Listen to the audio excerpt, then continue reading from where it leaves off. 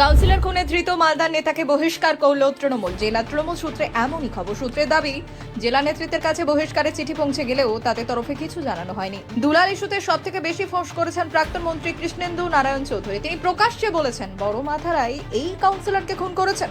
তারপরেই দিন দলের মাথায় গ্রেপ্তার। এরপরই তিনি বলেছেন, আরো বড় মাথা রয়েছে এই খুনের পেছনে। তাহলে সেই বড় মাথা কে? বড় মাথার পেছনে আরো বড় মাথা কারা কারা?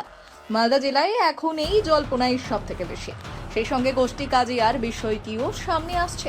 বিরোধীতাও তৃণমূলের গোষ্ঠী কাজিয়া নিয়ে প্রশ্ন তুলছেন। তৃণমূল হয়ে তৃণমূলকেই খতম করছে। আর্থিক লেনদেনের জন্যই এইরকম কাজ বাড়ছে বলে অভিযোগ বিরোধীদের। তবে দুলাল সরকার খুনের তদন্তে গতি বৃদ্ধি করতে চাইছে জেলা পুলিশ। না হলে জেলা পুলিশের ভূমিকা নিয়েও সাধারণ মানুষের মধ্যে উঠবে একাধিক প্রশ্ন। না, আমরা নন্দিত বাড়িকে খবর দিতাম, নন্দিত বাড়ি আসতো না দলের প্রোগ্রাম কর্মসূচিতে। সেই ক্ষেত্রে আমরা আগেই এই সিদ্ধান্ত নেওয়ার ছিলাম, তারপরে এই অঘটনটা ঘটে গেছে বলে দল এখন সবাই মিলে একমত হয়েছি আমরা যে কোনো মতে তাকে দলে রাখা যাবে না, দল থেকে বহিষ্কার করছি।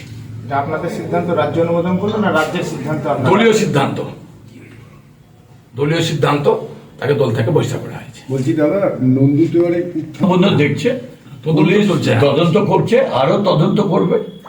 যদি দোষী কাউকে পায়, সে যে দলেরই হোক না কেন, পুলিশ তার অ্যাকশন নেবে। দাদা, যে পদটা ফাঁকা হলো, এই পদটা পূরণ করবেন কিভাবে? কাকে এই জায়গায়? দ্রুত গতিতে এটা আমরা ঘোষণা করব। রাজ্যের নিশ্চয়ই একটা নির্দেশ আমাদের কাছে আসবে। এই পদগুলো রাজ্য থেকে আমাদের কাছে পাঠানোর নামগুলো আমাদের কাছে আসলে আমরা আপনাদেরকে জানিয়ে দিব। ব্যুরো রিপোর্ট, উত্তরের প্রহরী।